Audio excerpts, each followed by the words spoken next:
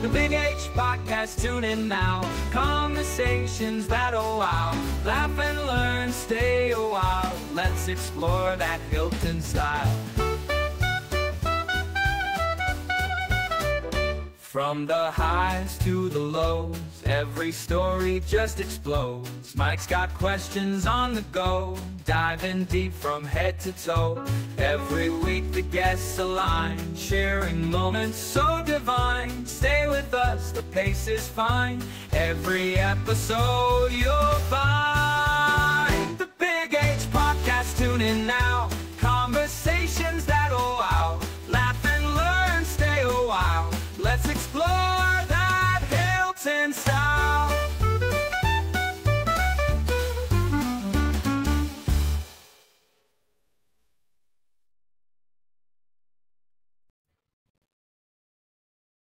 Michael Whelehan, Hilton class of 2023. You're now a LeMoyne Dolphin. How are things going? Not too bad. Just got home for fall break today, so it's been nice to enjoy some time with family and friends. So excited to be here. Yeah. So you're in your sophomore year at LeMoyne, and you're spending time. How many days you got off? You got a week off? Or? Yeah, we got till Wednesday. I'll go back Wednesday. Okay. And were you able to have a car there to drive, or mom and dad come pick you up? Yep, I got a car there. The parking pass price is kind of up there, but it's nice to have a car there. You kind of come home, go back whenever you kind of need to. So it's a good distance from home too. It's only about an hour 40, hour 45. So it's a good distance from home where I can feel where I'm far enough away from home, but I can also get home whenever I want. So it's a good feeling. When you're that freshman year and coming from Hilton, now I guess you're in the Syracuse area. So you're coming from a small pond. Now you're in a bit of bigger lake, I guess, so to speak. Sure. What was that transfer or that transformation like coming from Hilton to LeMoyne? Yeah, so Hilton's obviously a really small town. The culture of the small town, I feel like, really built me and shaped me to expand outside of Hilton in the Rochester area. Syracuse in general, where LeMoyne is, it's 5-10 minutes outside from the inner city in a town called DeWitt.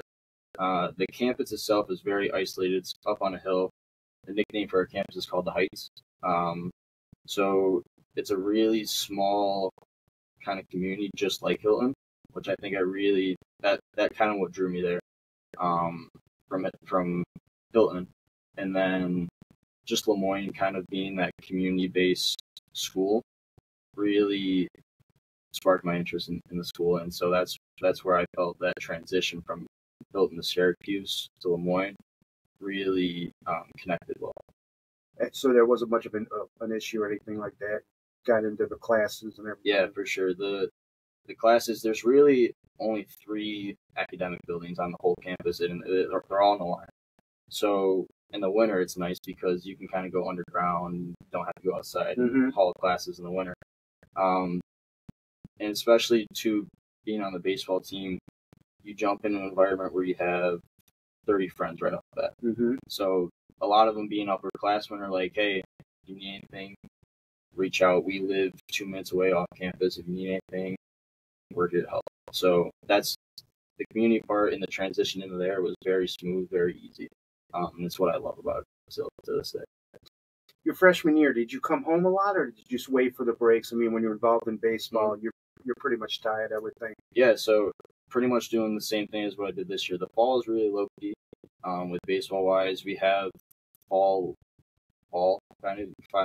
practices for about 6 weeks, and then it leads right up to this wellness break, this fall break, where it's really only 5-6 days. So that's when I usually come home, spend a couple days with friends and family, and then go back. I get the itch to go back, just hang out with my friends at school. But yeah, I don't really come home too often. When I do, I enjoy my time here, but I'm always itching to go back to LeMoyne and get under with academics of baseball and just hang with my friends out there.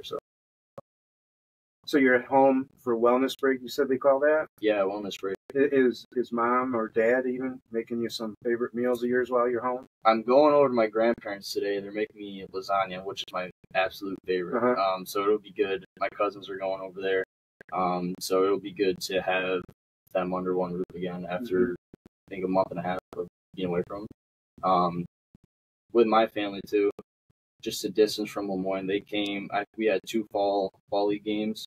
One was at OCC, which is about 20 minutes from LeMoyne, a community college there, and then one was at Cooperstown last weekend. We played against Villanova on the historic Doubleday Field, which is really cool. So they came to that because it's pretty close. It's only about an hour 40. LeMoyne is about 3 hours to Cooperstown, and then so I'm seeing them often throughout the fall, and they in the spring too. They come when they can. They're busy back home. My dad, being the varsity baseball coach, has his own season to worry about. But I see him a good amount of time, so it's not really where I feel that distant kind of feeling where I'm like, oh God, I'm kind of homesick. I kind of want to go home. Like I've never really felt that, which is very nice. So, is this the Rieger family you're talking to, the cousins you're going to see today? Yep. Okay, and I see Tyler a lot on the football team. Yep. His siblings are stuff, standout athletes and stuff. Yeah. Junior cadets. And then is this Grandma Juju making the lasagna? Yep, Juju. She's making it her homemade lasagna, which I absolutely love. It's my favorite dish ever. So you're doing the podcast and you're heading right over there? Heading right over there, yeah. Okay. Now, does Mom have to bring a tossed salad or dessert? No, she's, from what I know, from what I saw at home, she's got nothing. So we're going over there. She'll make lasagna. I'm sure she's going to have a dessert. You can't go anywhere without dessert. But she's awesome. I'll always, whenever I come home, she's like, are you going to come over for dinner? I'm like, whenever I got time, I'll be there. So we go there often for family dinners and stuff. Thanksgiving's always spent there. Christmas, all the holidays. Our family is really tight, close knit. So we're always together. We're always doing stuff, and especially with the Rieger family, with how busy they are, they're busier than my family. With Tyler, kind of what he's doing, Jaden, who's 8th grade, and then there's 2 twins who are in 5th grade that are really busy with their sports too. All the memories with them were at Juju and Piva's house with some kind of sporting ball, playing, tackling each other, hitting baseballs. They got a pond in the front there. We go fishing. So a lot of the memories with them stem from Juju and Piva's house, which that connection is always something I miss when I go to school. But when I come back, it's always the first thing on my mind, and I love going. So it is nice to have that to come home to. And throughout your years, I've been watching you play since 1st grade, and they've always been at your games along with your dad's dad, Mike, and everything. So there's Mindy, and then her sister Tiffany. Yep. It's those 2, and then you got your uncle. Uncle Jared is married to Tiffany. Yep. Tiffany, and then of course your dad Kevin and Mindy, and then your brothers. My brothers Cal and Cam. Cal is a junior and Cam's a freshman. Okay, and you're one of those sports families through and through. Yeah. What's it like being the oldest of the 3 boys, and then you have the 2 younger ones? What's that like? It's awesome. Cal's getting to the point now where he's kind of getting my height, my size too. So the bullying with him, kind of the physical violence, is getting even now. That brotherly kind of love that we share, express with playing wiffle ball in the yard, and then it always turns into an argument because someone's got to win, someone's got to lose. But just being with them, they don't know it, but they've really helped me become not only the brother that I am, but the player that I am too. If ever I'm bored and we're not doing anything, I'm like, Kel, grab a glove, let's go play catch, or Cam, let's grab a glove, let's go play catch, let's go hit. They're the first ones I ask always. And they're doing their thing right now on their own with baseball and basketball. And it's nice to see now, kind of sitting back and just watching them, especially from at the college level, kind of going through what they have. It's nice to see kind of the footsteps that they're taking, following my lead, and kind of just doing their own thing and molding it into their own kind of success, which they're starting to see now, which is very nice. So you need to understand that they look up to their older brother. Sure. They want to be their older brother. Yep. And they might even outshine their older brother because they've been watching you do your thing for so many years. And their names are Cal and Cam. Explain how your mom and dad came up with those names. Yeah, so my dad is a huge Orioles fan. Back in the day when the Rochester Red Wings were the affiliate of the Baltimore Orioles, my dad's favorite player was Cal Ripken Jr. And when Cal Ripken played with the Red Wings. That's where he kind of fell in love with the game. So Cal, my brother Cal, is named after Cal Ripken Jr. with a K because my dad's name is Kevin, so they kind of just split that. And then Cam is named Cam because of Camden Yards. That's where the Baltimore Orioles play. And then flip that too. That's with a K. And then my name and my mom's name are M, and then Kevin, Cal, and Cameron K. So we call ourselves the M and K kind of family. So I like it. Yeah. Years back, I remember talking to your mom at a game, and she said that you have, as a family, you have field trips or summertime things that you want to do. Do you guys still do that? Explain to what our listeners what that It's is. busy now. With me playing college ball, there's college summer leagues, so I'm busy with that kind of every day throughout the summer. Cal and Cam are playing summer ball too, with the organization called Rochester Brewers. So the baseball kind of never ends throughout the summer. But when we were younger, we would always try to hit a different major league stadium. We've been to, I think, 12 major league stadiums at this point. So each summer we kind of go to a major city that has a baseball team. And that's just a kind of a test to our love for baseball.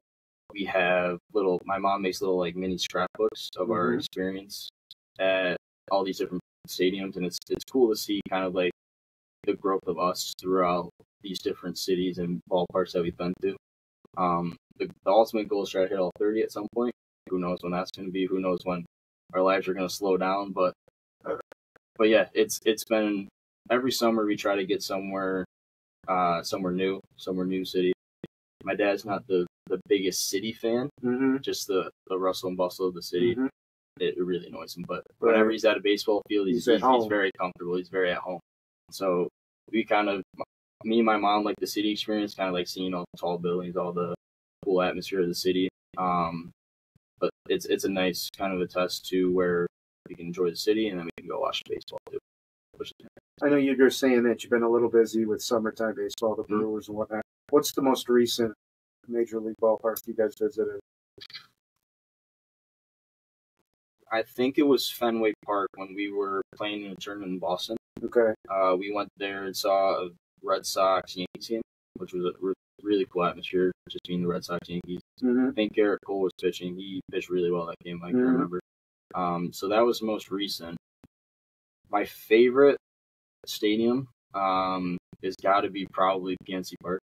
We went there. We have a connection with a alumni here from Hilton, John Schwinn, who used to play in the Pirates organization.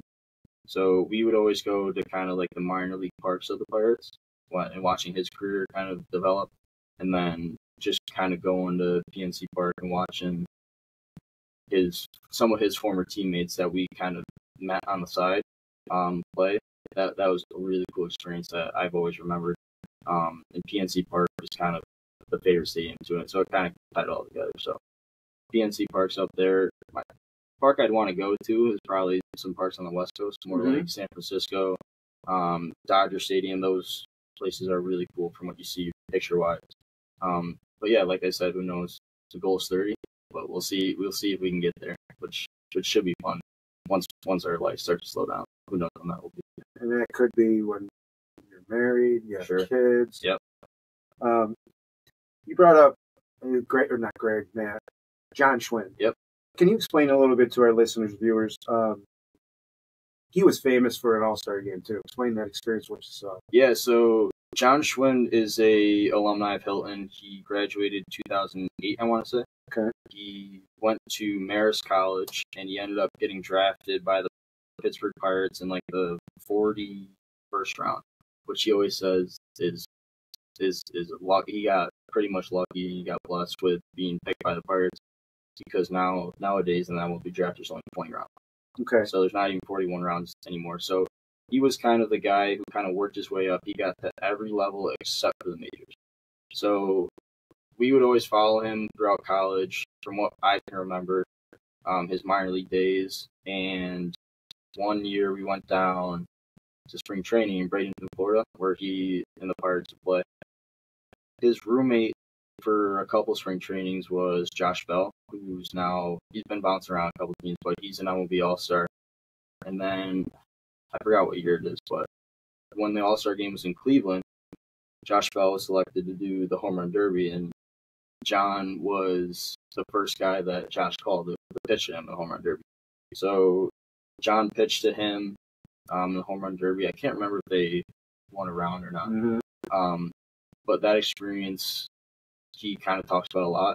In his basement, he's got a lot of kind of memorabilia and cool gear from the All-Star game.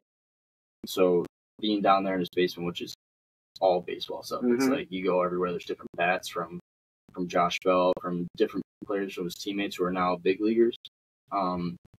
That kind of just seeing that and being in the realm of some really cool Major League Baseball players now is very inspiring, and memories that I look back on, I'm like, wow, like I met a guy like Josh Bell, or I saw a guy like Aaron Judge who was saying like me and you distance. Yeah. So that his experience in his playing career is something where I became not only a fan of the game, but something I inspired to reach with my part of the game. So his kind of contribution to my baseball career and my kind of just life in general has really impacted not only me, but a lot of athletes around this area in such a positive way. So your dad has wicked ties to Hilton, as do I. Is John the deepest guy in our baseball program and that went the farthest in? I want to say so. There's guys like John. There's guys like Coach Me's kids, Corey and Ryan Me, who had gone far. I'm pretty sure Corey went to Notre Dame, played 4 years there, and I'm pretty sure he got drafted by the Dodgers. I think so. You're right. Yeah.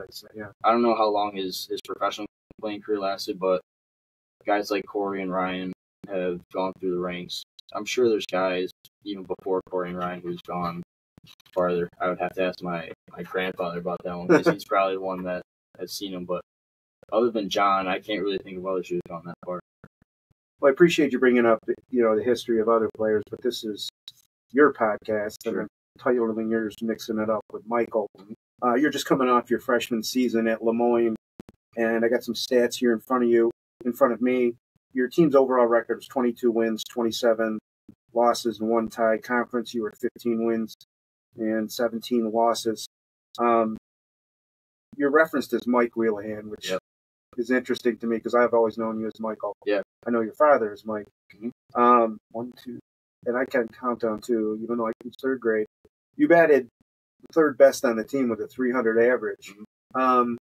Before we get to some of the other numbers here, because baseball is, explain what that transition was from high school ball to college at the Division I. Yeah, it was a lot different, and there's a moment in time that really stuck with me that I was like, wow, this is different. There was our first fall practice coming in, pretty sure it was probably like 5 days after our first classes, and we're just rolling through practice.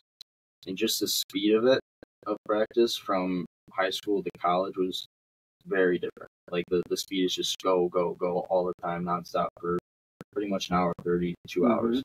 Whereas opposed to our high school practices, we do a drill, or we do kind of like we'd run through like first and third plays, bump plays, and then we stop, and then we talk about it, and then we go on the next thing. College ball, you're kind of like, okay, you're going to do this. You're not going to talk about it. You're going to go right to the next thing, and then you're going to go right into the next thing, and then you're going to go right into hitting. And then after hitting, you're going to go right on the field. You're going to shag. You're going to do all your defensive work while other players hitting. So the college practices and the college kind of baseball routine is very quick, and it's something I had to adapt to very quickly as well. Me coming in, it was me along with 8 other freshmen. I just remember us in our dorm rooms after first practice, like, oh my God, this was really quick. I don't know if we're going to be able to do this for 6 weeks, and we're go. And then all the upperclassmen who have been really programmed, who have been used to it, are kind of like, look, it'll slow down. You'll get used to it. You guys are going to make a mistake, but let those mistakes be a learning experience for you to build on that. Coaches expect you're going to make a mistake. You're new to the program. You're new to the whole college baseball experience. Let them happen, learn from it, and move on. And so that was pretty much the main difference between high school and freshman year of college. We just finished my sophomore fall ball practices, and just kind of like looking back now, I'm like, it's a lot easier. It was a lot I was used to it.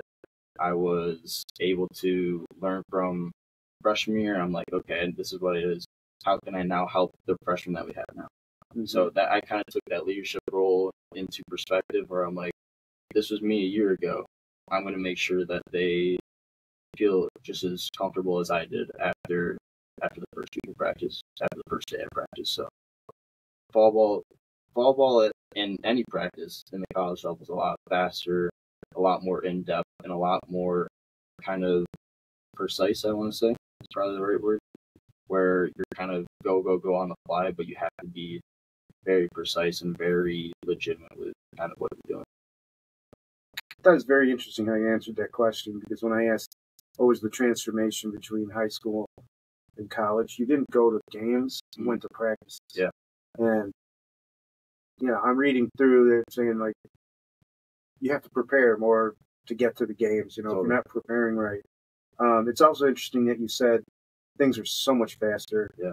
Because I always thought Hilton practices, you guys did a lot in your 2 hours, too. Mm-hmm. You know what Coach Me did and your father. So you're preparing for, the season to start. Where did your first games, where were they? Were they up north or were they down? They were down south. We started our first series in Houston, Texas. We played Houston Christian University, who's coached by, I think he's gone now from that program, but at the time they were coached by Lance Berkman, MLB All-Star, played for the Cardinals, Astros. I think he won a World Series with them. So it was going down to Houston, Texas, and ironically enough, we get down there and it's freezing. It's mid-February. Our Saturday game, we're walking to the field and it's probably 50 degrees with just howling winds. And I remember, I think I had a base hit that game, and I somehow got on second. I looked at their shortstop. I'm like, is this normal? And he's like, this is the coldest game I've ever played in my life. I'm like, jeez, welcome to Texas. But, yeah, so we went down south, played them, and then next weekend we went to Radford, Virginia, played at Radford University. And the following weekend we went to St. Louis, played St. Louis University. And then after that weekend was conference. So then we were playing games kind of back in the Northeast region, which at the start of it in May is freezing. But at the same time, it's kind of an attest to who we are, like who the Northeast kind of is. Like that's the baseball that you're going to get. You're going to get low run games, low hit games, just because of the temperature. That's just kind of how it is. And kind of just the perspective of playing in the cold kind of shapes our culture, just as a gritty kind of nose down, hard nosed team, where despite the conditions, we're still going to try to find a way to beat you. We're not going to complain about it. We're used to it. We're going to deal with it. So that's kind of, even if we go down south, we try to get a couple warm days, but we didn't, fortunately, and we were kind of used to it. We go to Houston Christian, a team who's better than us on paper, probably either way, but we took a game or two out of that series, and the 2 or 3 games that we lost were all walk-offs, unfortunately. So we were right there with them. But it's kind of just a test to our team and that season, just a gritty, kind of hard-nosed team, a team that's coming up into a new division, a new kind of conference. Teams don't really know who we are, and we kind of, midway through the year, we kind of got beat up with injury-wise, and then kind of took a toll from there, which is unfortunate. But early in the season, we were kind of right there with those upper-level teams, so we were kind of gritty, very tough, hard-nosed, I want to say. We didn't have the best talented players, but we had the hardest working, the hardest. We had the hardest working players on the field, I believe, at all times. So that's kind of where we got our success. Wasn't really beating teams with skill, but we kind of were beating them with kind of more mental toughness, I want to say. So now, you're great because you're telling me all the stuff about your teams and everything. I also want to find out individually, what was it like that first game, going out in the field, or that first day in the batter's box, that first hit that you got? Yeah, so kind of going into the game, we got to the field a bit early, and they let us on the field just to kind of take more ground balls, get used to the field and the conditions of the field. And all throughout practices leading up to it, I was going to short. And our shortstop at the time was a 6-year shortstop who's been in the program for 6 years. So that's his spot. So I'm like, I'm going into this series thinking I'm going to be the backup shortstop. I think I'm not really going to play. If I get an opportunity, I'm going to try to make the most of it. So we go out, and I go behind our shortstop, and my coach is like, hey, go to second. I'm like, okay. So I go over to second, I take my reps, and I'm like, okay. And then he puts the lineup card up, and sure enough, my name's in there at second base. So I'm kind of like, sweet. All right, I'm starting at second today. Right. And then kind of just preparing for the game, I was like, all right, like, this is pretty cool, but I'm like, okay, we got to play a game now. Like, I don't know what to expect. This is my first actual college game. But I can remember, as soon as I was taking those warm-up ground balls before the first inning, like, this is a game I played forever. Like, it's the same thing, just at a different level, at a different field. So I kind of got comfortable very quickly. I remember my first at-bat facing a kid that was probably throwing 90, 92. Velocity that I've seen before that I haven't really consistently seen too much. So I was like, okay, this is going to be 90. I'm going to see probably a fastball. I'm hitting lower in the order, so I'm probably going to get a fastball. Sure enough, first pitch fastball, I followed it straight back. I'm like, okay, come on. And then next pitch comes in. Another fastball, kind of middle in, rope it right at the third baseman. He makes an unbelievable play, throws me out at first. I'm like, all right, that's pretty good barrel, pretty good base hit, even though I got out despite the result.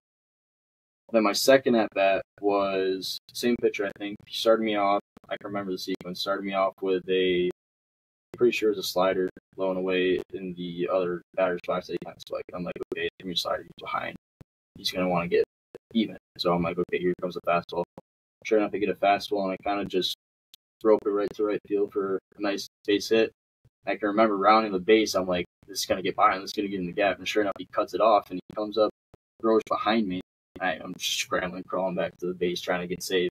I made it safe, but I was like, all right, cool, that was the first hit. Now what? And I'm like, so now I'm on first. Sure enough, coach gets a steal sign. I'm like, okay, here we go. So steal second base, and then I'm pretty sure kid hits a double to score me. So I'm like, it went pretty quick, but it's something that I can remember very vividly, which is a cool kind of memory that I'll always have.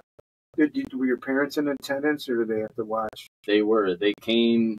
I'm pretty sure it was maybe their fall break, or I'm sorry, their February break. Could have been the weekend before, but it was a weekend series, so they didn't have school or work or anything. So they flew down. They were able to watch, and of course, my mom records everything. So she sends me the video. I'm like, I always watch it too, because it's nice to see not only the hit, but like it being like your first college hit, and it's something that I've always dreamed of. I'm like, yeah, it's a really cool experience. So I kind of watched that video just as like an okay, kind of like not like a confidence builder, but kind of just a cool memory that I can always go back to. But yeah, the first thing they said was like, because it was in Texas, they were bundled up in winter hats, jackets. I'm like, they were like, this is not Texas. I'm like, I know it's freezing. But it was. Then we go out to dinner and we had some Texas out food. So sharing the memory with them too was kind of something I take as a really special moment. Because ultimately they're the people that have molded me into not only the player that I am, but the person I am. So having that memory with them really, if they weren't there, I feel like it wouldn't have been as special.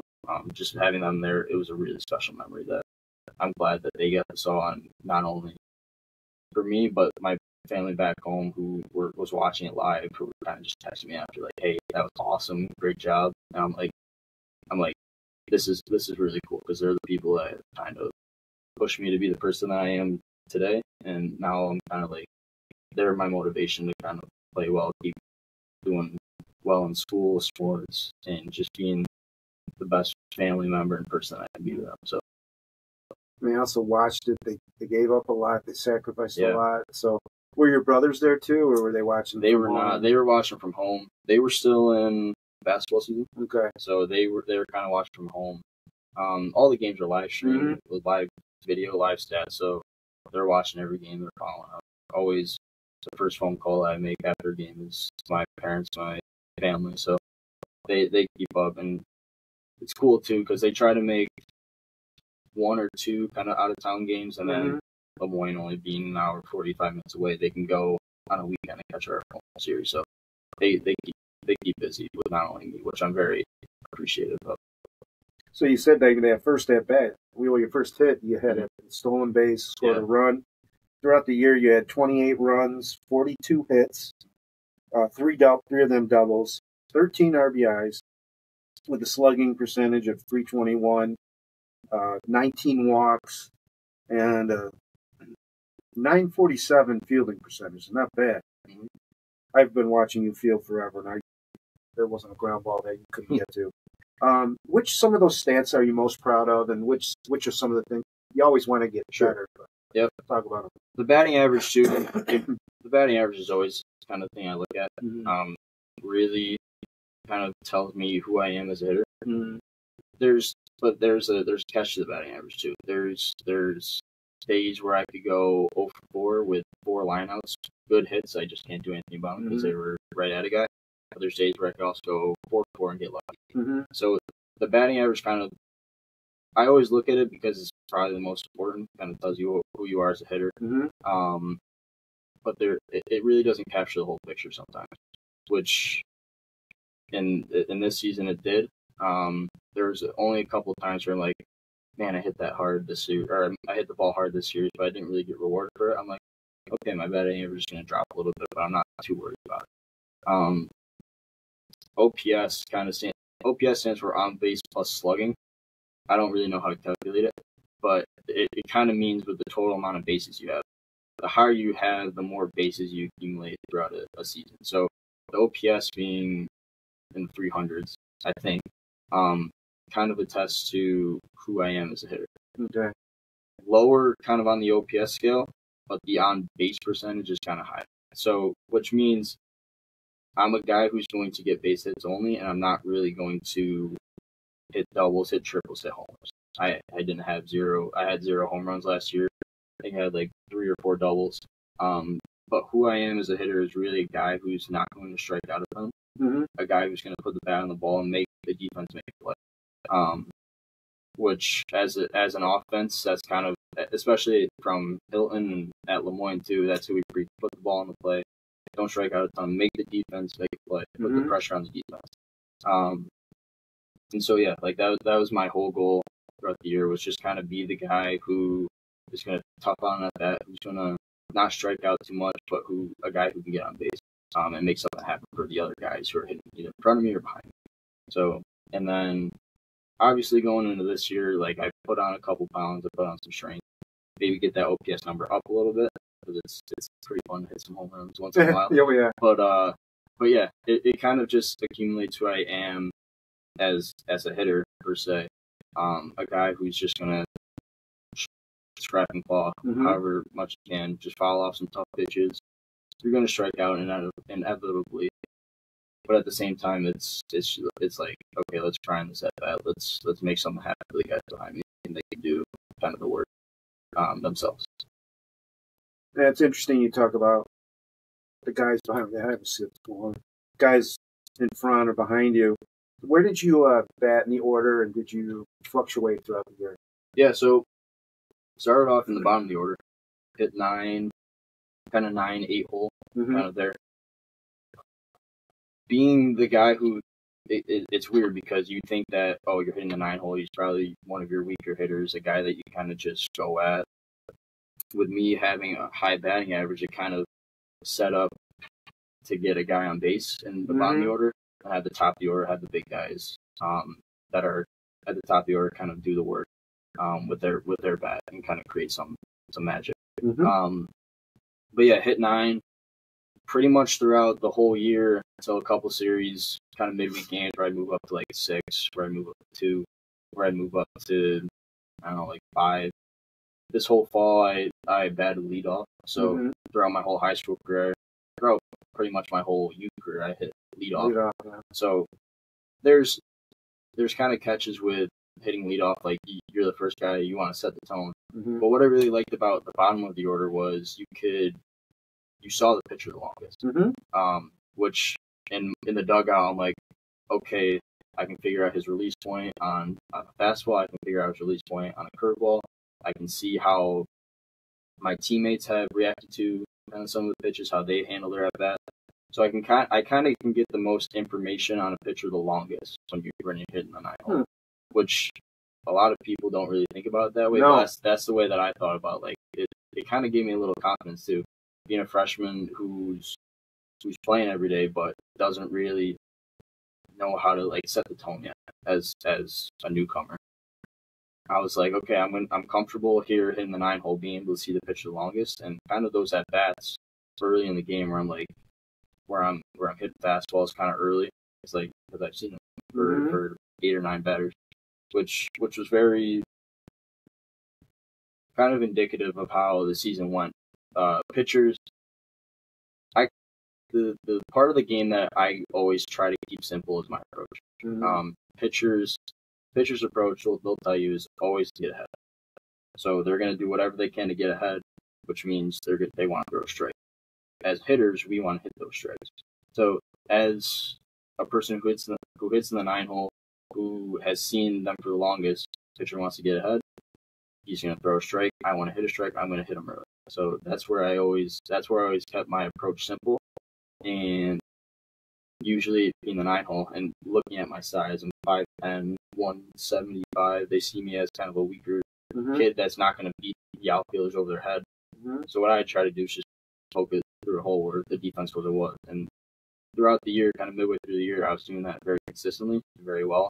And throughout the year, that's kind of where our bottom of the order took pride in, kind of just making those at-bats, kind of grinding out those at-bats, getting on base for our top guys to make those hits happen, which they do consistently.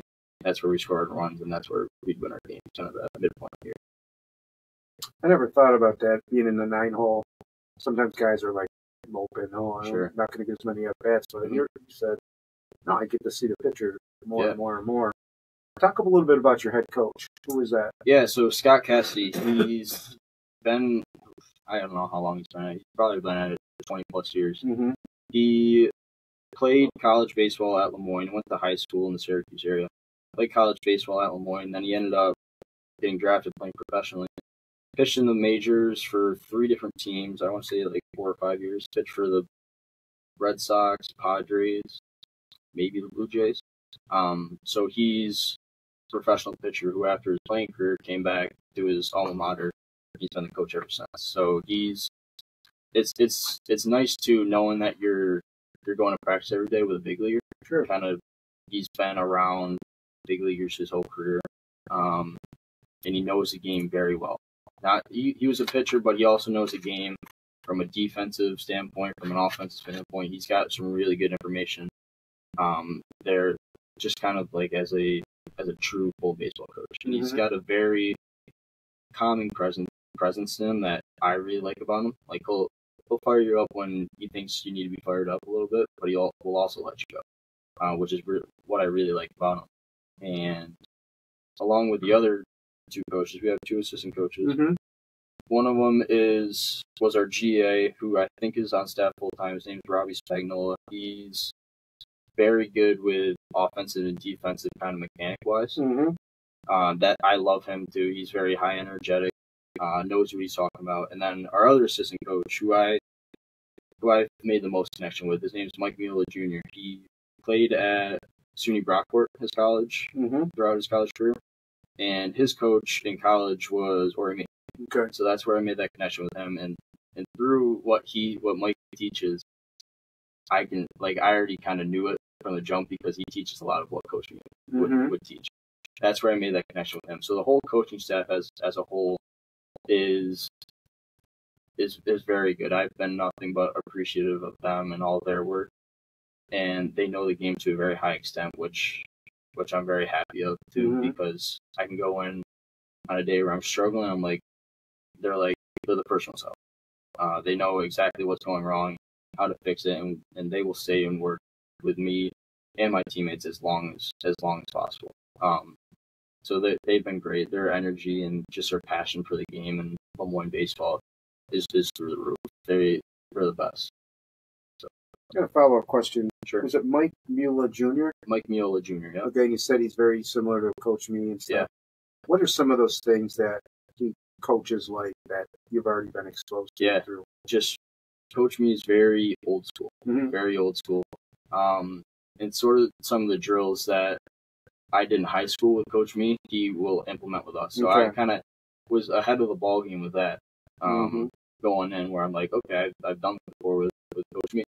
So, and then he kind of, and just kind of the way the coaching style that they both coach at are very similar. And it's something that I have comfort with, obviously, when I go to play, when I go to practice. So, did you know that prior to going to that school? I did. That was really one of the main reasons why I love LeMoyne. Not only for the school, the community, the campus, but the connection with the baseball was mainly because of Coach Miola and his connection with Rockport, where my dad played at, where my dad coached at, and then where Coach Me has coached at. So that was my connection with the coaching staff, along with the rest of LeMoyne community in itself. Talk to us a little bit about the facilities there at LeMoyne. Sure. So we don't have a football team. So we have a soccer field, lacrosse field, all of our soccer, lacrosse, play on that. And then right next to it is our baseball field. Our field is a natural field. We don't have a turf field. We have softball fields on the other side, and then we have in the center of the athletic side of campus is our athletic gym. So we don't have too many sports. So we don't have football, we don't have hockey, we don't have wrestling. So we kind of, all the sporting arenas or venues, I should say, are right on campus. And that kind of attests to not only what I like with the community, is that all of LeMoyne students, whenever there's a game, they come out and support because everything's right there. So it's basically, the whole campus is basically dorms on one side, academic buildings on the other side, and then all the athletic venues are behind it. So, do you have a strength and conditioning coach too? Yep, we do. Okay. We do strength and conditioning in the fall. We go 3 to 4 days. We go in. We kind of have 2 time slots. Half a group goes in at one time, another group goes in at the other time, and it kind of is molded around practice and class schedule. So we go in 3 to 4 times with him. He's great. A lot of it is performance-based movements, where it's not really how much you can put up on the bench press, how much you can put up on the squats. It's more kind of movement-based exercises based off what baseball players do. So it's kind of like explosive movements, a lot of mobility and stuff. People really don't move as well as they want to. So the mobility part is very important in baseball-wise too. So he's great. Even our athletic training staff is awesome. They're very personable. They obviously they'll get you healthy, but other than that, the part that I really like about them is that you can go up and have any conversation you want with them outside of sports. You can go have an academic conversation with them. You can go have, if you have any like mental struggle, you can go to them. Even though they're not professionals in that mental aspect, they're more body based. They're very personable, and it's a connection that I go as a safe place. Like if I'm struggling or if I need just someone to talk to, it's those people in the athletic training kind of area. Even the coaches throughout the other sports, like there's one hallway in the athletic center where all of our locker rooms and all the coaches' locker rooms are. So a lot of the coaches and a lot of the players are kind of going back and forth. So like men's basketball coach will always be like, "Hey, what's up? How are you?" They'll be talking to us about our season. We'll be talking about their season, just kind of all the sports. So it's very, within the athletic department throughout all sports, it's very close knit.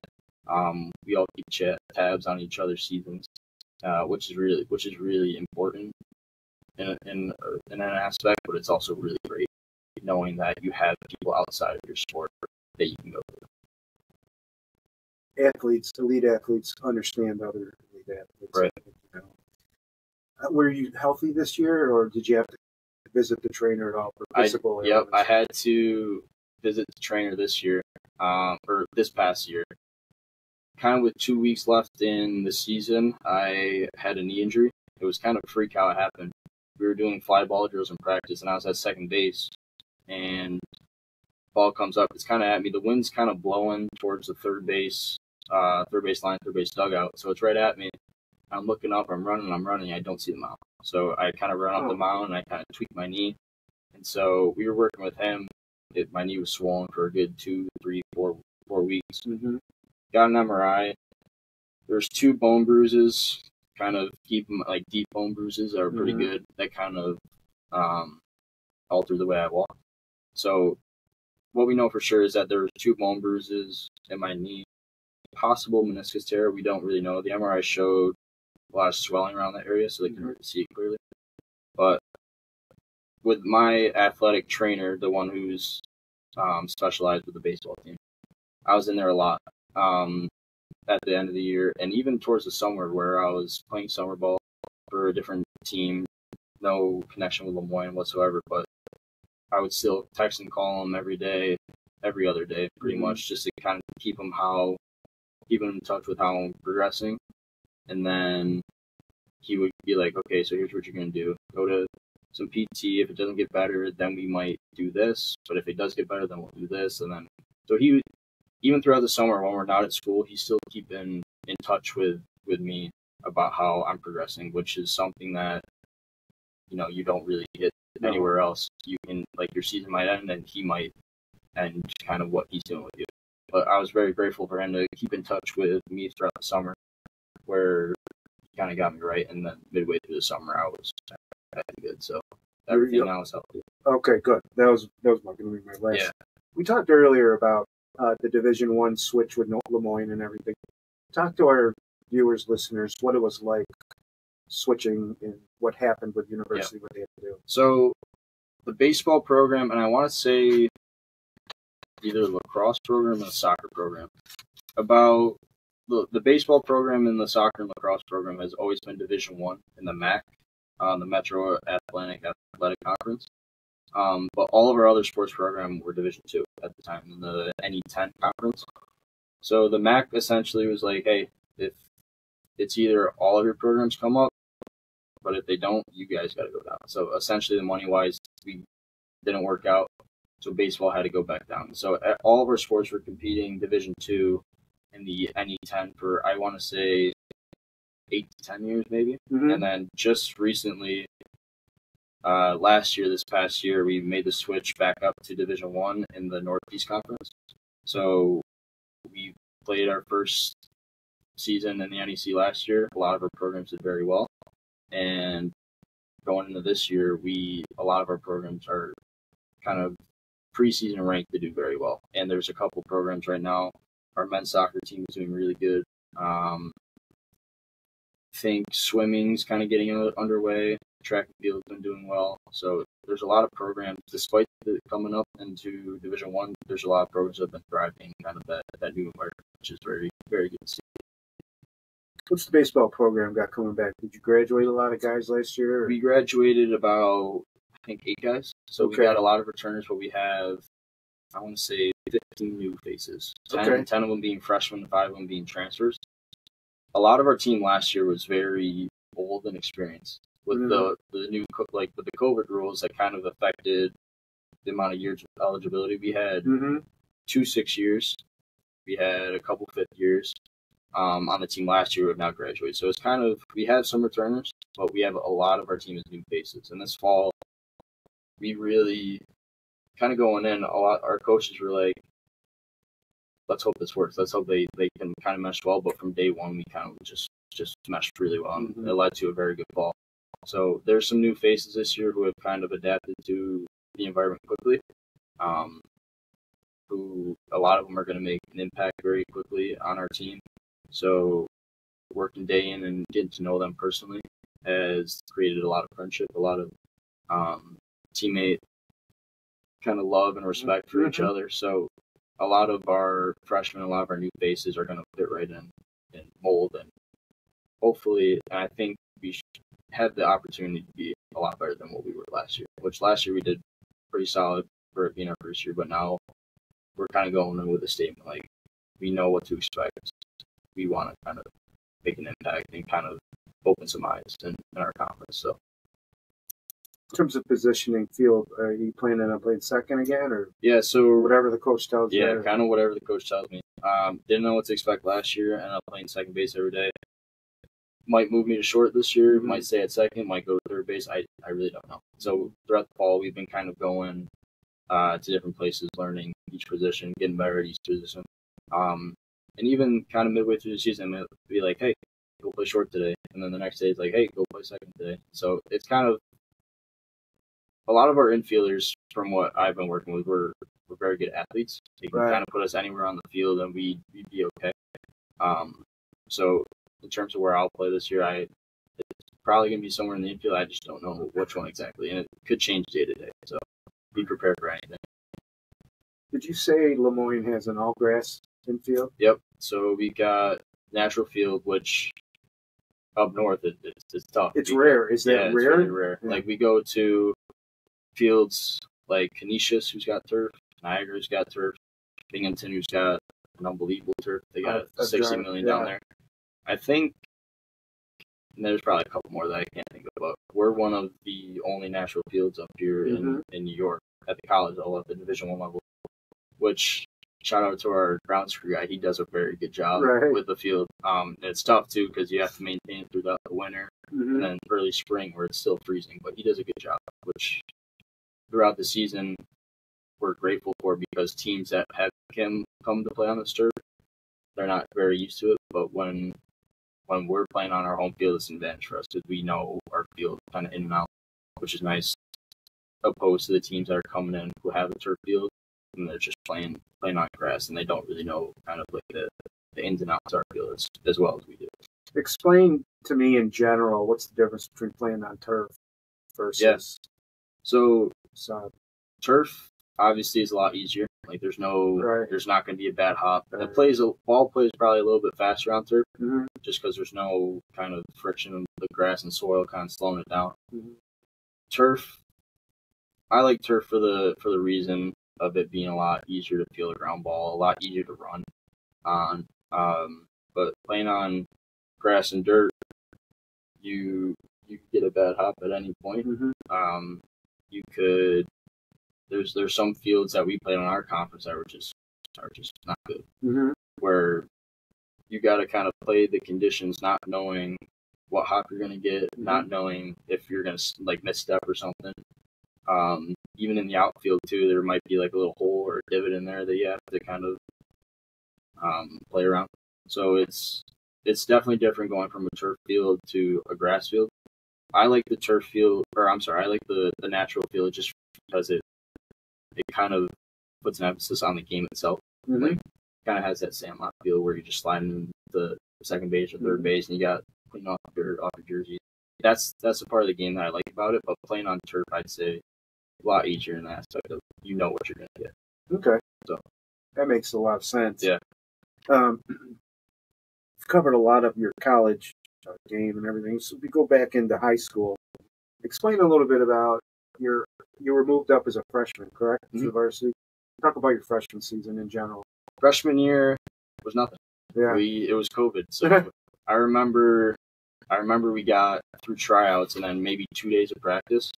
And then it was my father's first year being the varsity coach as well. But I remember just us sitting in Quest Elementary getting ready for practice, and my dad's like, "Hey, we're done."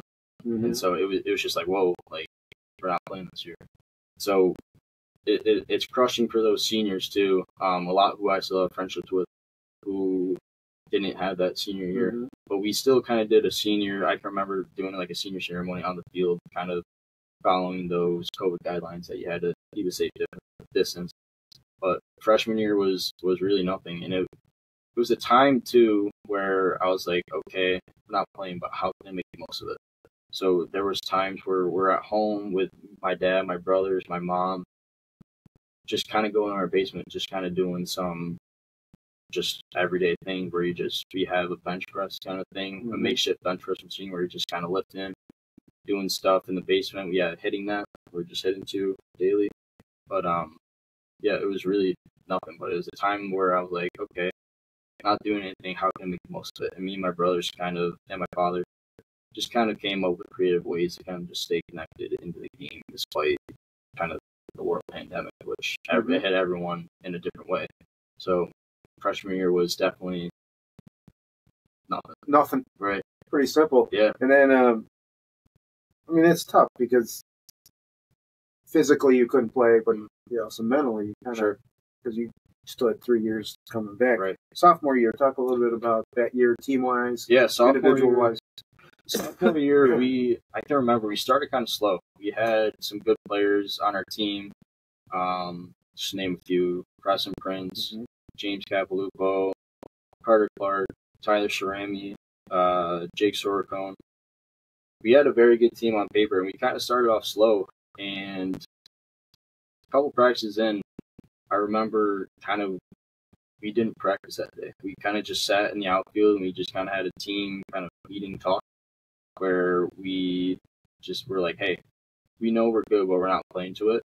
We're a quarter of the way through the season. How are we going to put this? And we kind of came up with ways as to of thinking of ways of what we could do off the field to kind of build that chemistry, that team connection stronger. So we figured out ways to do that while staying in those COVID regulations because there's still COVID stuff going on.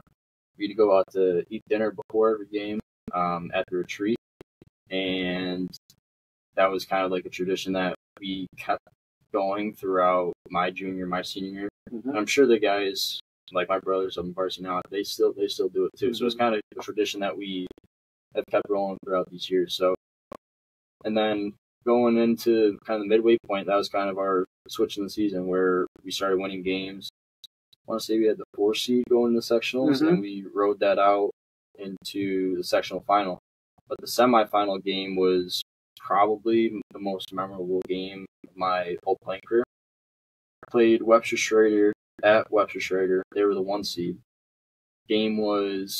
We won that game 2-1 in 13 minutes. So that game was crazy.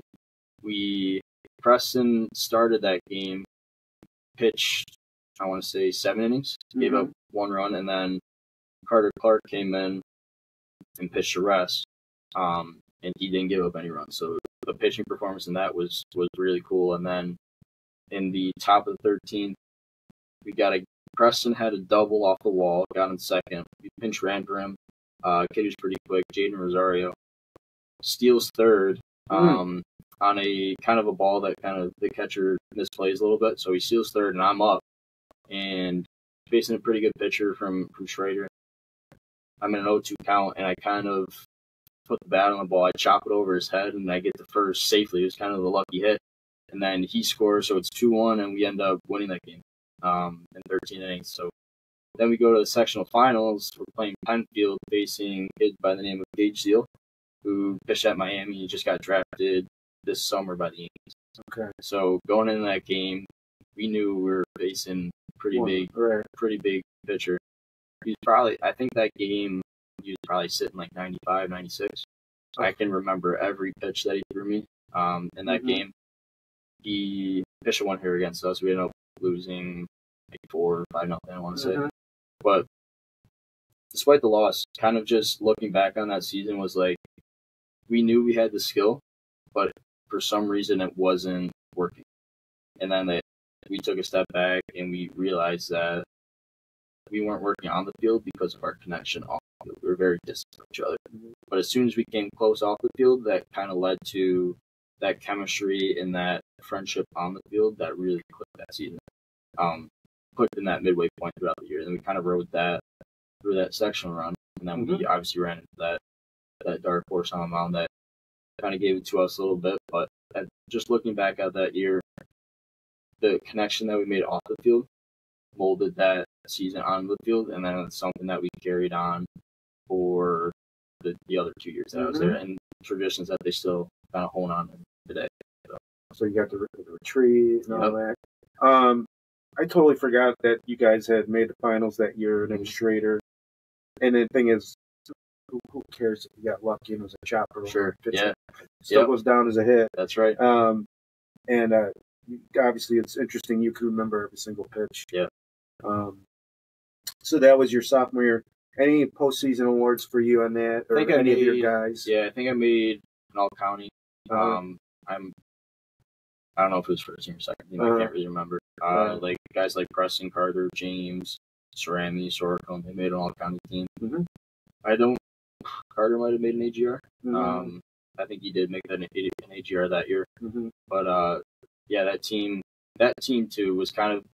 I remember looking back in it and saying to James Capalupo, kind of going in the fall, I'm like, last year was the most fun I ever had playing baseball. Just that group, that connection that we made at that midway point really exposed the fun of the game for me, which is something that I still try to carry on today. Like, even though you might have bad days, you might have days where you fail, it's still baseball. It's still a fun game. And that team kind of alluded to the youth and that enthusiasm within the game itself. It's interesting because your next 2 seasons, you were division winners too. Let's go into your junior season and talk a little bit about that. Yeah. Because in terms of, from what I'm reading on paper, that was individually your highest accolade. For sure. Go ahead. So junior year, I'll talk about team-wise first. We returned guys like Preston, Carter, James, myself.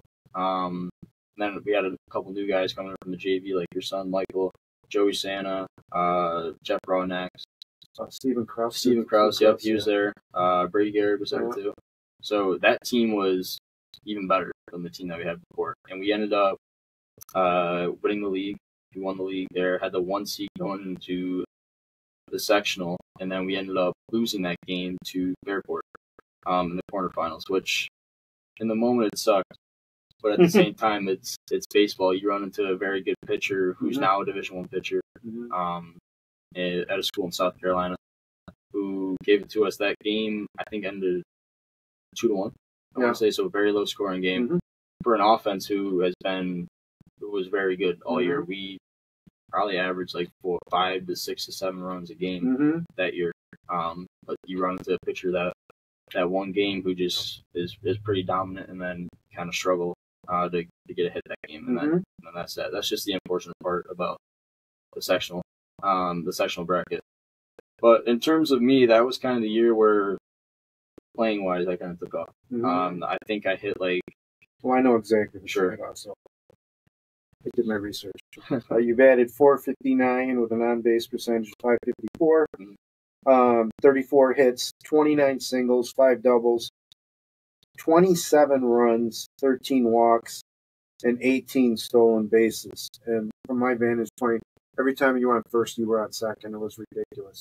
So those are the numbers. Go ahead and what you remember of that season. So I led off every game, hit in the 1 hole. So as I kind of mentioned earlier, game plan simple. Pitcher's going to want to get ahead. Try to hit that strike. So that's usually what I did. And then you're right. I would turn a single into a double with a stolen base. So I kind of would get on first. And then the best time to steal second base is as soon as you get on first. And the best time to steal third base is as soon as you get on second. That's when the pitcher really doesn't expect anything to happen. So yeah, I would get on first base after a hit or a walk. Dad would get the steal sign, take off and go to second. I think I only got thrown out 1 time that year. I can't remember. And I remember too that stolen base. It was an iffy call. Could have been a 50-50 call, but we won't talk about that. But yeah, we turn a single into a double with a stolen base, and then guys like Stephen Krause, Carter Clark, those bigger guys who can drive a ball in the gap, there's our first run of the game. So we would strike early in those games where we get on base, and then get a run early, and then that puts pressure on the other team. But yeah, what I can remember from that year is from my side is where I kind of took a big turn on the mental side of it, where I'm like, I got a year under my belt. I know what to expect. How can I make an impact quickly? And I came to realize that you can only do so much skill-wise, to the point where if you wanted to add that extra emphasis on your game, it's got to come from the mental side. So there's books, there was websites, there was a lot of research that went into the mental side of the game that I kind of just did on my own, kind of behind the scenes, that I didn't really talk about too much. So yeah, just going in, I would come up with kind of different like mantras and mottos that would kind of give me a inner confidence going into those games. And there's those same mantras I use today. And going into those at bats, going into the field with that confidence, that extra confidence, it gives you all kind of what you need to do as a baseball player and any sport, for that matter. Just talking and just positive self-talk that I always give myself is like, okay, you got this. Let's go make it happen. And it just, that confidence will lead to success over time. So that's really where my game started to turn with the mental side, and those stats kind of that you read off kind of alluded to it. And then with the accolades that came after, the Player of the Year, AGR, first team, all AA, that was kind of just a very proud moment where I'm like, okay, like this is cool. This is what I worked for. I'm very proud of it, and I'm very fortunate for the teammates, the coaches, and everyone else along the way who was kind of molding me into that player that I was that year. I think it also is proof that you are an elite player. Division One, I think, was it less than 1% of high school athletes actually move on to play Division One. I'm going to press you a little bit more. Talk to us some books, some websites, some mantras. You want to share with me any of those? Yeah. So there was a article or a book that I read about Alex Rodriguez. He had a sports psychologist. He hired a sports psychologist who was basically hired to be with him every step of the way, through every at bat, through every play that he made in the field.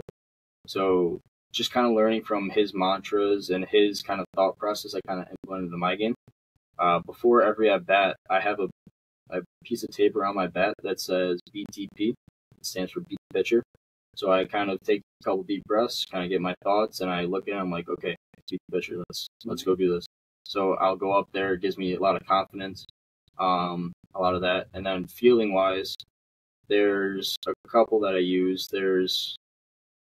I write it on the backside of my hat, kind of where the cap is. I say, or I write, see it, feel it, trust it. So it's kind of just a simple kind of saying that will get my head in the right space, where I'm not thinking about too much, where basically all it is you see the ball, feel the ball, and you trust your ability to make a play.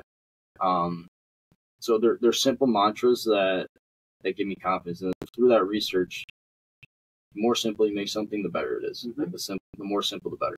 So yeah, I just kind of would come up at night, just sitting in bed, just kind of thinking, what are some positive things that I can say to myself before I go to compete, in at bat and in the field.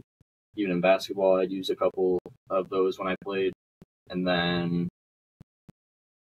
so through a lot of research too, there's also another part that I implement into my bedtime routine. And it's kind of just, whenever at night, you kind of just sit there and you let your thoughts wander until you fall asleep. Right. And so mental visualization is something that people really kind of don't use.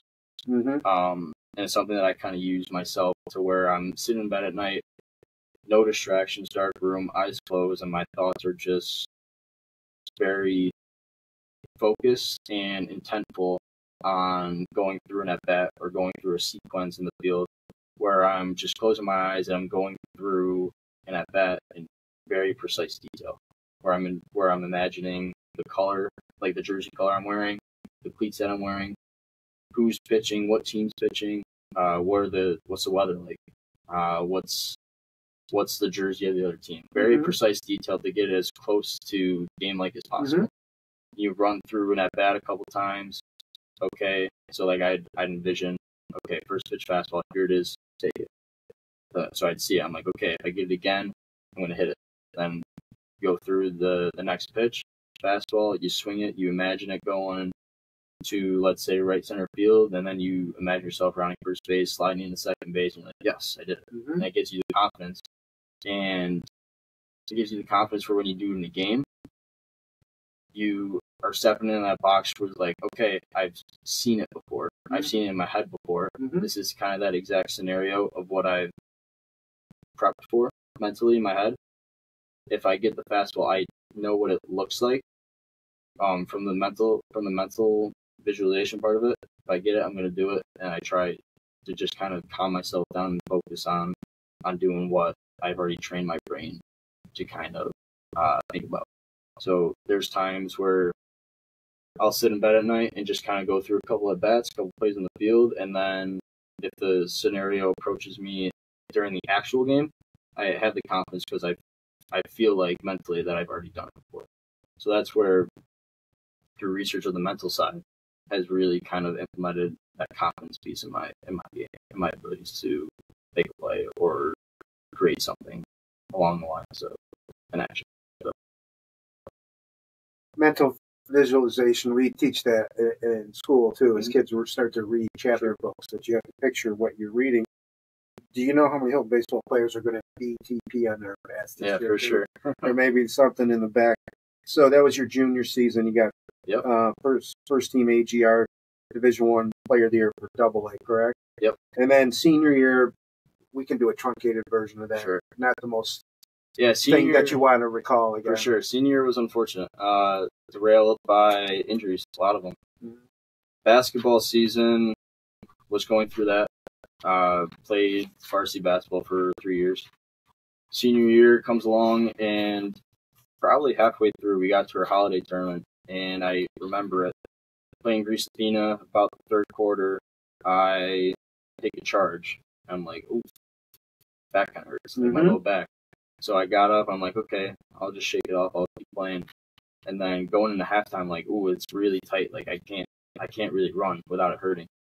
And so going into the third quarter, we're running out of bounds play, and it's a play where I kind of get the ball kind of near the basket from out of bounds. Pass kind of goes above my head. I kind of reach for it. My back kind of twists away, and it just locks. So I throw myself on the wall, and I'm on the ground until that ball's called. So the trainer comes over, and he's like, "What's going on? Like, my back's tight. Can't move." So he gets me up. We're trying to stretch it. We're trying to stretch it. Nothing's happening. So then I remember the next morning trying to put my clothes on because we got a next day, and I'm like, I can't put my socks on because I can't bend over. So I'm like, Dad, I need you to put my socks on for me. He goes, what? I go, I can't put my socks on. He goes, why? And I'm like, my back, like, it's so stiff to the point where I can't bend over. But I couldn't even walk. So it sucked too because my senior year is my last chance to play for two programs, baseball and basketball, that have really shaped my life in a perspective. So with the trainer and PT, we got it to 2 weeks where it was tolerable. I wouldn't say it was great by any means, but it was tolerable. So we kind of finished that season out, the basketball season, with very high back pain. But looking back, I'm like, there's no regrets. I would have played with any amount of pain just to finish out my senior year in that basketball program. And then the time between when basketball ended and when baseball started was just grinding out PT, grinding out with the athletic trainer just to get my back healthy for baseball season. We got healthy to the point where it was more than tolerable. Like there's times where I could still feel it, but it didn't really have an effect on my playing kind of style. Then baseball rolls around. We start off our season in Myrtle Beach at the Ripping Experience.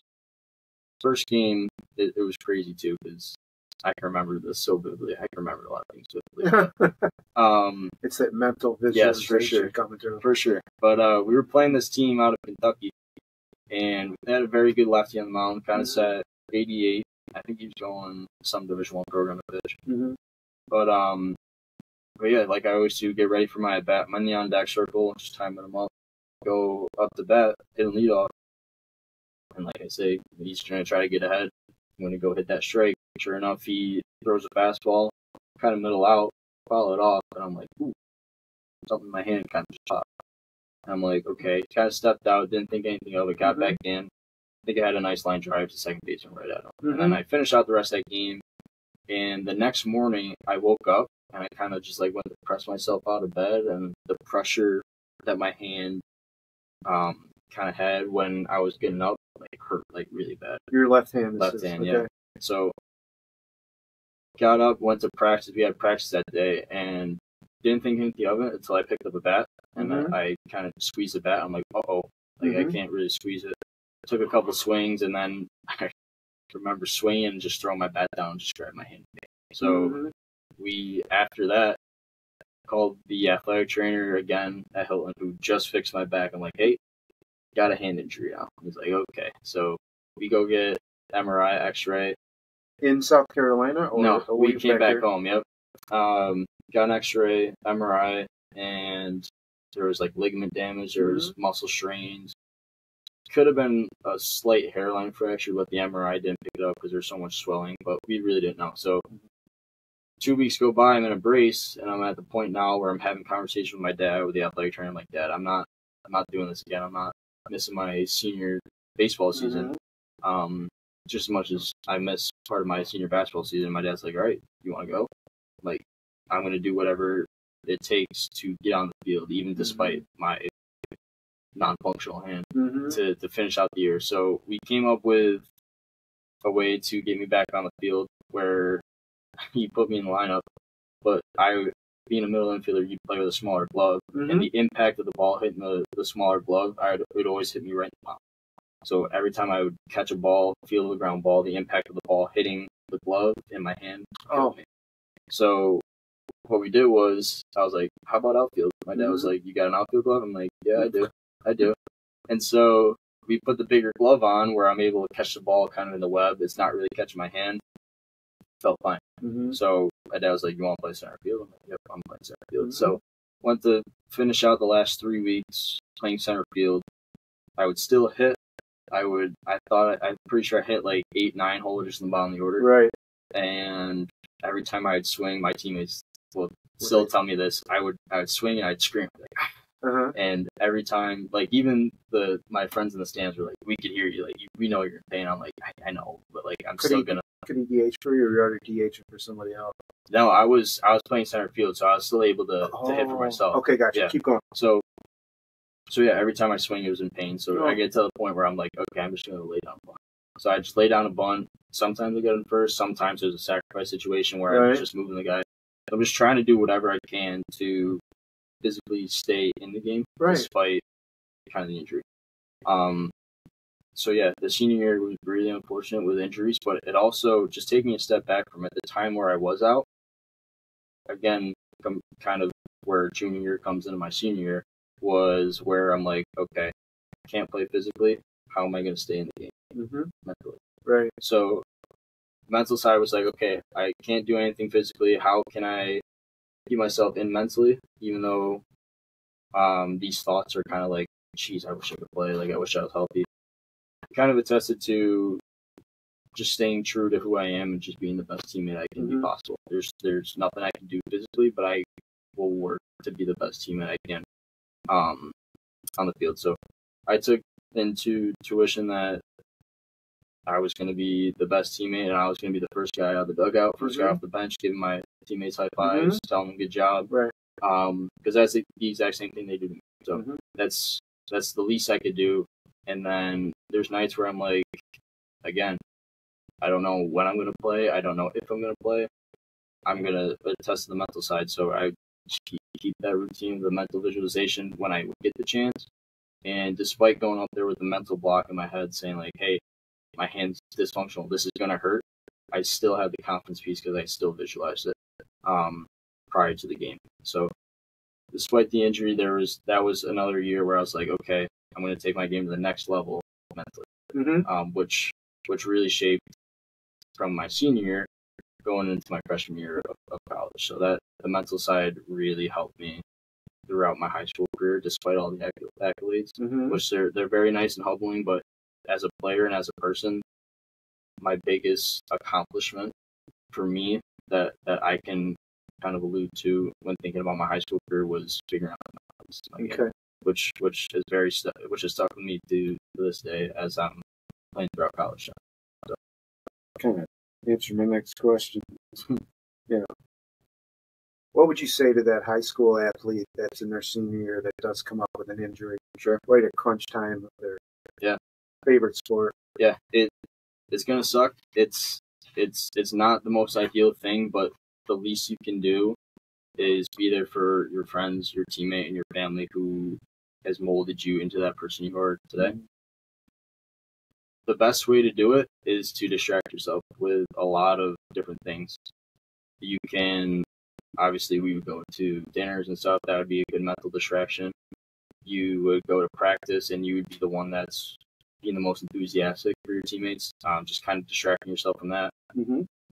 Keeping in the game, too, like, I kind of took of it as a way to think of the game like a coach would, being like my dad. Like I'd sit on the bench, or I'd sit in the dugout or on the bench, thinking like, what would my dad do here in this situation? What would Coach Prince do here in this situation? Just kind of think of it that way. Even though, despite your injury, like it's gonna suck, but grind that PT, grind that work with the athletic trainer. Ultimately, you're gonna get back to playing at some point. Right. But just continue to stay positive, because those negative thoughts are just going to drown you down. And then if you do get the opportunity to get back, if you stay positive, you're going to find that you did the work prior mentally to get in the best position possible for when you return. So simply, I just say stay positive, be the best teammate you can, and try to find ways to distract you mentally, but also take the mental part and work through it when you get the opportunity to come back to play. So your team ended up you won the division that year again. Yep. Got bumped in the first round of sectionals. Talk a little bit about winning that Oremy Award, because that doesn't go to the most valuable player. Sure. But what was the criteria? So Coach Me, obviously, he's been around the program for forever. He coached my dad. My grandfather was an assistant coach, helped him coach. So and I'd see it every day, especially from being like 5, 6, 7 years old, where I'm watching him kind of obviously coach, but the stuff he did outside of baseball, where he would be the first one to be like, hey, how are you? How's your day going? He would be the first one at the field every day. He would be the last one to leave the field every day. That's something where I'm like, yep, that's the person who I've got to be. And it was easy for me too, because being the coach's kid, you're forced to kind of be the first one at the field. You're forced to be the kind of last one to leave. But during those times, there was Coach Me, where I would get to the field early with my dad, and he was the first one to be like, hey, get a glove, let's do this drill. And then after practice, be like, hey, get a bat, let's do this drill. Just kind of get that extra work in. But yeah, getting that Oremy Award, like if you look at the plaque that there's a lot of prestigious names on there. Like John Schwinn's on there. Guys who I played with, like a Tyler Cerami is on there. Those guys did the little things correct. Like, those guys did the little things the right way. And despite all the accolades and despite all what they did on the field, it's what they did off the field that really was important to the team and to the community as well. So that Oremy Award was very special, and it's very cool to see too, just because having the impact that Oremy had on not only me, but my dad, my grandfather, and my brothers. It's very special to have an award under his name, because he did the little things the right way, still does the little things the right way. So it's a person who I am very inspired by, a person who motivates me every day, who is always checking up on me weekly, saying, hey, how's practice going? How are you feeling? Something like that. So having that award is a very, very good honor. Talked a little bit about being the coach's kid. Yeah. And you always played for your dad, even when you were younger, basketball, baseball. You've always performed. What was it like, though, being that coach's kid? It was awesome, to be honest with you. Right. It was, because, like I said, you were forced to go early, you were forced to stay late. But at a young age, I can remember when he was the freshman basketball coach, like I would be at every one of his practices, just getting shots up on the side. When he was coaching baseball with Coach Murphy, Coach Me, I would get there early. He'd hit me ground balls. He'd hit me, or he'd flip me. He'd throw me BP. And then getting another part of the accolades that is my favorite is when I won Player of the Year and he won Coach of the Year. It's kind of it's that special kind of connection where I'm like, he helped me become the player I am today. He's the reason why I got this award, and it was very awesome to see that he got the Coach of the Year award too. There were times where I'm like, I don't want to go on this car ride right now, because he might say something to me that I don't like, and I'm going to get mad. But at the same time, there's that expectation where he knows my strength, he knows my weaknesses. If I'm not doing something that's not the right way, if I'm not running down the line hard, if I'm not putting my best effort in, he's going to let me know. And it's because he ultimately wants the best out of me. Exactly. So that that's where I was very appreciative of being that coach's kid. And I also know, being that coach's kid, I also know how to respond to tough coaching. A lot of guys don't know how to respond to tough coaching. They either cave in and give up, or they use that as motivation. I always, just being the coach's kid, naturally use it as motivation. Which is perfect, because at a young age, I was a guy who would get frustrated very quickly if something happened. And then like, if I didn't do well, I'd hear it from him. I'm like, okay. And then once I got into kind of the modified to the JV to the varsity level and out throughout college, I know how to handle it. I wouldn't kind of cave in. I'd be like, okay, how can I learn from it? And then I'm going to use it to motivate me throughout the next practice, next rep even. Like today, he'll even say something. He'll watch my at-bats or something. He's like, your hands are dropping and your hands are casting. I'm like, yep, he's right. Like, you're right. I'm going to go back and fix it.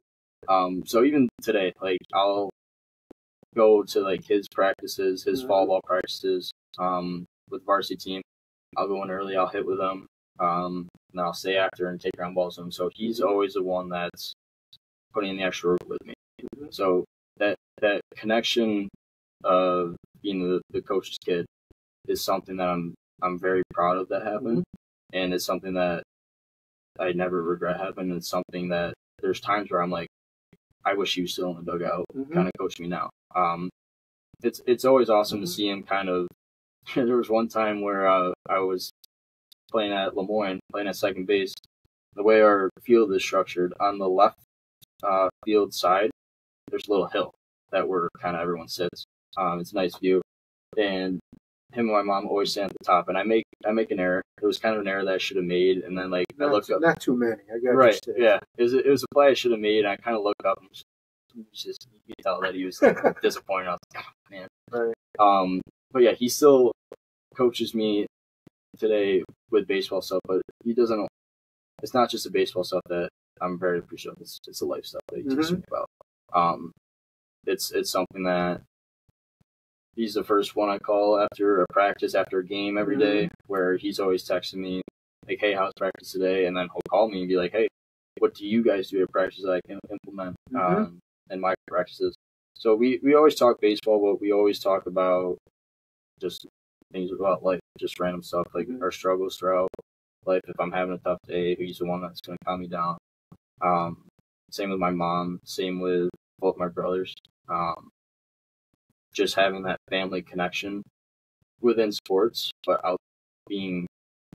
having that connection outside of sports too, is very special. He would always tell me, like,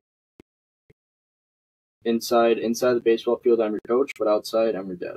So we're gonna figure out how to make that different when you're playing in the field versus when you're outside the field. When you're outside the field, it's just me and dad. But if it's in the field, it's me, coach. And that was it's something that I wish to this day would still be happening, where he's still in the dugout with me. But it's also really good to know that he's the first person that I can go to when I feel something struggling, either baseball wise or life wise.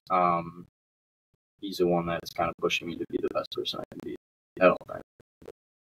I have a feeling that after your playing days are over, you will be a coach somewhere. For sure. And it'll be a Whelehan combination. Yep. Before we get to some final questions, what are you majoring in at LeMoyne? What's your study? I'm doing undergrad in psychology right now. Okay. And you're in your sophomore season. Yep. What have the classes been like? And do you have any idea what you want to do with it? I kind of get a feel of where you're going. Sure, yeah. With LeMoyne, you got to do all those prereqs kind of your freshman, sophomore year. So you're taking those kind of history, math classes, those science classes that every person at LeMoyne has to take. Right. Once you get after your sophomore year, kind of in your junior year, it's just trying to focus on your major and then a couple prereqs that you have to just complete. So I'm doing psychology. The psych classes that I'm doing are nice. The professors are the best in that program. I have a really good psych professor right now. The classes right now for the undergrad are just general psych. Right now I'm taking a class called Research Methods, where you learn how to research efficiently. There's a natural science that I'll have to do, like a physics and chemistry. that'll have to do next semester. There's a social science that I'll have to do.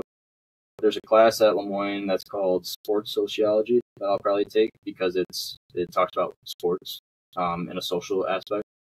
But other than that, the undergrad part at LeMoyne in the psychology program has been really good. All the professors are awesome too, and they also help too with the rigorous baseball schedule, which is nice because during the season it's rough because you're playing your midweeks on Tuesday, and then you're traveling on the weekends on Thursday, and then you're playing Friday, Saturday, Sunday. So the only days you're kind of at school are Mondays and Wednesdays throughout the whole semester. Wow. Which is rough. But all the professors there are understanding that you're an athlete. The baseball part is going to take up a lot of your time. If you need extra help, they're going to be the first ones that are willing to help you. So that's where I utilize office hours, just extra work that I would miss because of baseball. They're the ones that are going to help me and push me academically. So the psych program and all those professors are nothing but the best. But post-grad, I haven't put too much thought about it recently, but I'm sure I'm going to start thinking about it soon. Trying to go somewhere in like the sports psych world where I can attest to the mental part of any game for that matter. I haven't put too much thought into it, but there's a guy in Rochester that I was just brought to attention a couple days ago. So we'll see if I can get in with him. There's just kind of learning about more of the psych world and how it leads to helping kids and athletes mentally in their sport. Because like I said, you can only do so much skill wise. That mental piece is going to take you to the next part of the game. And like I said, too, coaching would also be wonderful too, because my grandfather's been a coach, my dad's been a coach. I aspire to be a coach one day too. And if I can take that mental strength and conditioning part into the coaching world, that's kind of where it would all mesh for me. So that's something that I'll probably start to think about year after this year once I start focusing more on my major. But it's definitely something that I aspire to do. Excellent. You're from Hilton. What's something special about Hilton that you could tell somebody from Syracuse or Buffalo that doesn't know us? It's small. It's a small, gritty, hard-nosed town, which is something that everyone from Hilton has. Like, we're the West Side team, we're the West Side school. You go over to the east side of Rochester, those Fairports, those Pine Fields, those Rush, that are bigger schools, where we're going to compete with them just because of how we are shaped as a community. The gritty kind of put your nose down and go to work. That's kind of what the community is based around. And it's something that's molded me to in my college world too. Like LeMoyne for me, I feel like is the exact same, just small, gritty, hard nosed. We might be smaller than you, but we're could be just as good as you. That's something that Hilton takes a lot of pride in, and it's something that has shaped me, and I know has shaped many other people too. All right, some final thoughts about favorites. You got a favorite food? Well, I kind of heard. Yeah, Juju's lasagna or anything lasagna's else? Up there. Yeah, I like a lot of Italian stuff, like the chicken farms, all of that. But if I had to pick one to eat for the rest of my life, it's definitely lasagna for sure. She's watching. Any favorite TV show or show that you binge watch? Yep, I'm a big Office guy. I love The Office. You can name all the lines before they come out. Yep, Do you have a favorite character? Yeah, Dwight or Michael Scott's probably up there. I can recite a lot of lines for that. Definitely my parents, my brothers, my girlfriend, they get tired of me saying it, but I just find it hilarious. It's so funny.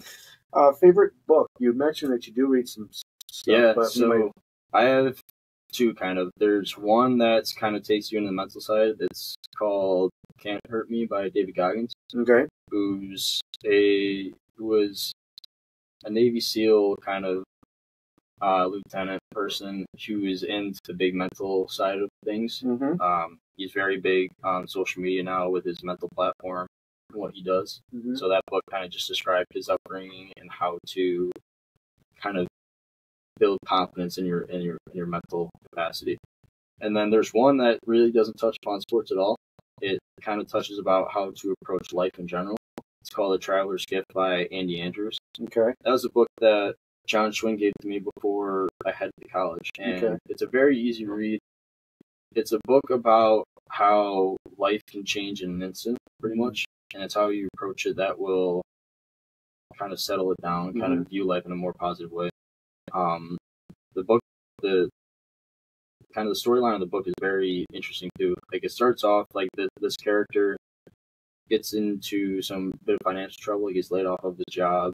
His daughter's like in a health problem, and he's just kind of going mentally insane to the point where he's driving one night and just lets go of the wheel and then gets in an accident. And then kind of the main storyline to the book is that he's in a coma, and it's kind of taking you through the story about his journey through his mind almost.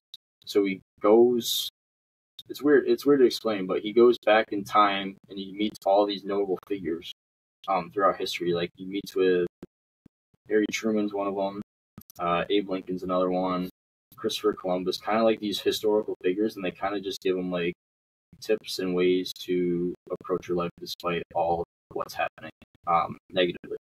And by the end of the book, kind of takes those memories that he has mentally, and he shapes it in a way where he's implementing those, and he builds up and up and up into this business that he created, becomes CEO, and he's very wealthy. So it's kind of just a nice journey as to your life can change in an instant, but here's how we can flip it and make it positive and keep building towards basically a good life, a positive. A good life leads from a positive way of thinking, pretty much. That's what the book kind of alludes to. It's going to lead to my last question for you, but I've got a couple more. Do you have a favorite quote? Favorite quote? Other than all of the Office ones, I can do all those, but there's one quote that's really stuck with me. John Schwinn uses this as in his business motto. He says, "Better than yesterday, not as good as tomorrow." Okay.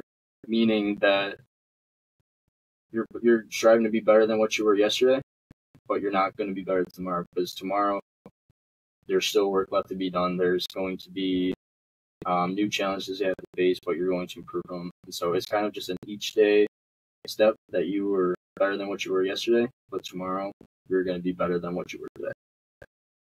Well said. Favorite movie? Favorite movie? Sports movie. Sports movie, I go Field of Dreams or The Sandlot. Those are kind of interchangeable. I love those two. I'm not a big movie guy. I'm more of a TV show guy. Okay. Like The Office. But yeah. You got a favorite thing you like to do to relax? Yeah, I like lifting weights. Is kind of something that I can always go to. It's kind of, can't say baseball because outside of baseball, but what I do to relax is I just go out to either the basement or a batting cage, just sit off the tee, listen to some music, just kind of just clear my head. Being around family and friends is always a good way to relax. But yeah, I like just doing kind of calm, meddling things just to kind of reset my brain in a way. Kind of alluded to this with your books, but if you had to pick 3 people from history to eat dinner with, who would they be? And if you can only narrow it down to one, that's fine. Yep. I'd say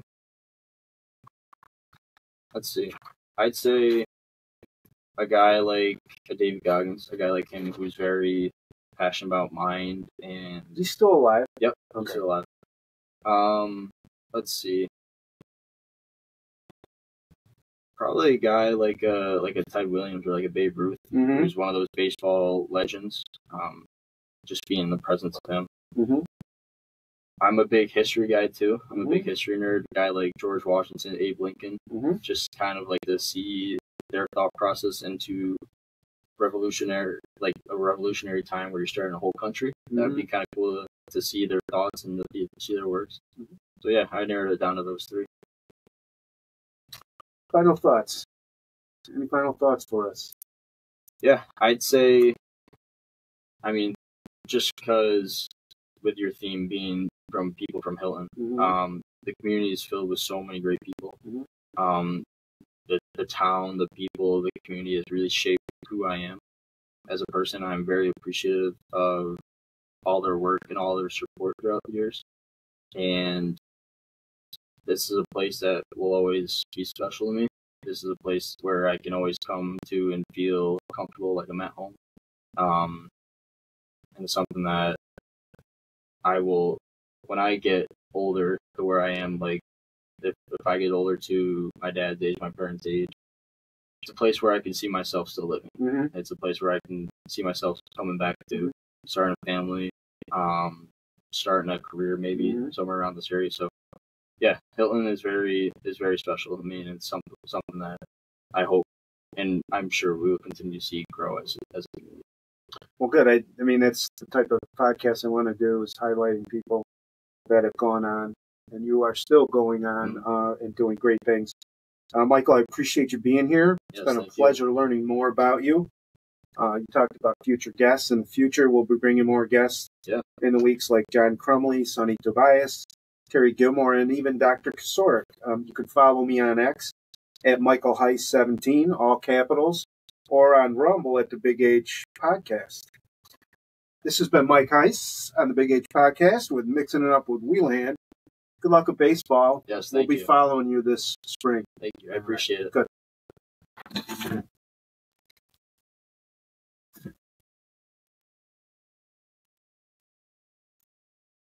The Big H Podcast, tune in now.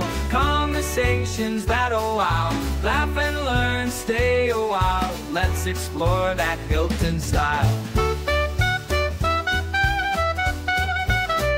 From the highs to the lows, every story just explodes. Mike's got questions on the go, diving deep from head to toe. Every week the guests align, sharing moments so divine. Stay with us, the pace is fine. Every episode you'll find